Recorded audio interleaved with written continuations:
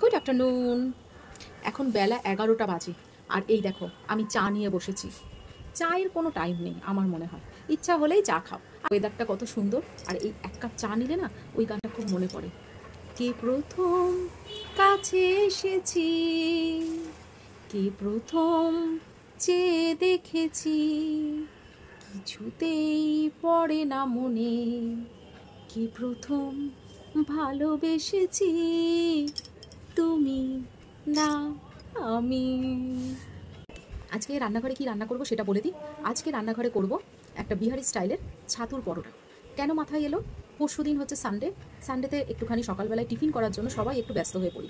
এই রেসিপিটা দেখে যদি সবার মনে হয় যে আজকে একটু ছাতুর পরোটা করব, তাহলে ওই সানডে সকালবেলায় অনায়াসেই খুব চট জলদি একটা ছাতুর পরোটা রেসিপি করে দিতে পারো।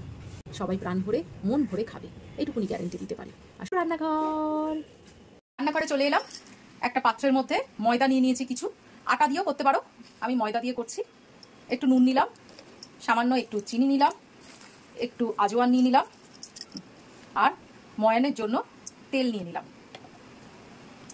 এবার এটাকে জল দিয়ে সুন্দর করে মেখে নেবো। এপাশে আমি ছাতুর পুর বানানোর জন্য এক বাটি ছাতু নিয়েছি, পেঁয়াজ কুচি নিয়েছি, আদা রসুন কাঁচা লঙ্কা একসঙ্গে বেটে নিয়েছি, আর কিছু ধনেপাতা কুচি করে নিয়েছি। আর কিচ্ছু দরকার নেই, এই দিয়েই আমার হয়ে যাবে আজকে ছাতুর পরোটা, আর খেতে দুর্দান্ত। ময়দাটা সুন্দর করে মাখা হয়ে গেছে।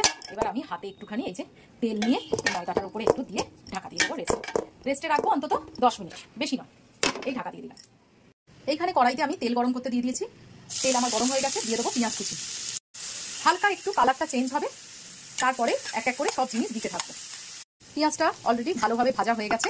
এরপরে আমি এই যে আদা রসুন আর কাঁচা লঙ্কার যে পেস্টটা করেছিলাম সেই পেস্টটা দিয়ে দেবো। আদা রসুনের একটা কাঁচা গন্ধ চলে গেছে। এর মধ্যে আমি দিয়ে দেবো ওই এক বাটি ছাতু। পরপর একেবারে দিয়ে দিই আমচুর পাউডার। আমচুর পাউডারের বদলে আচারও দিতে পারো, কোনো অসুবিধা নেই। দিয়ে দেবো ধনে পাতা, সামান্য একটু চিনি আর নুন। ব্যাস, এই একটু নেড়ে নেবো।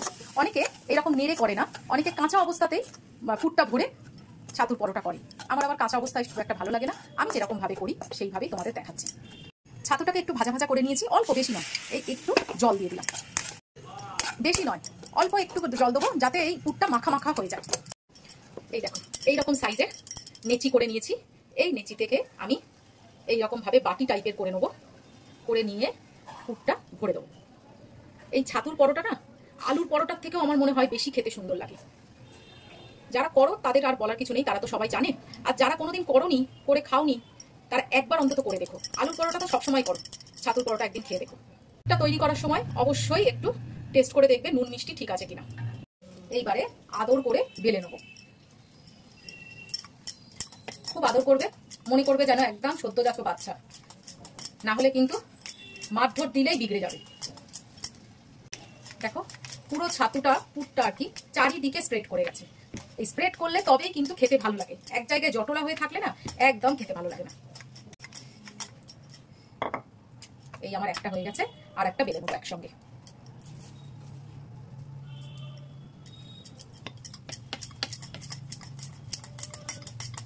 এইবারে আমি একটা একটা করে পরোটা করে নেবো।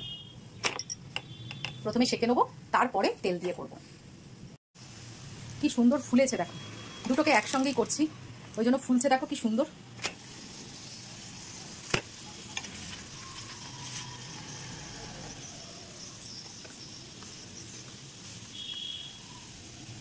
দেখো তোমাদের রবিবার দিন সকালবেলায় জলখাবার করার জন্য আমি একদম ডিশ রেডি করে দিয়েছি। ছাতুর পরোটা, সঙ্গে ভিনিগারে ভেজানো পেঁয়াজ আর কাঁচা লঙ্কা। তো প্রত্যেক দিনকার মতো আমি খাবো, আর তুমি দেখবে। এই দেখো পুরোটাই পুর ভর্তি, একদম ঝরে ঝরে পড়ছে। উফ কি গরম। এরকম একটা ভিনিগারে ভেজানো পেঁয়াজ আর কাঁচা লঙ্কা, আর কিছু দরকার নেই, দারুণ হয়েছে। দেখেছো কেমন ঝরে ঝরে পড়ছে, একটা ফু দিয়েছি তাতেই উড়ে চলে যাচ্ছে। আর ভিনিগারে ভিজিয়ে রাখবে পেঁয়াজ আর কাঁচা লঙ্কা, রেস্টুরেন্টে যেরকম দেয়, দারুণ লাগে ওটা খেতে। কাঁচা লঙ্কা এই সানডেতে হয়ে যাক তোমাদেরও ছাতুর পরোটা, আর পরে কিন্তু অবশ্যই আমাকে জানাবে। হ্যাঁ, টাটা।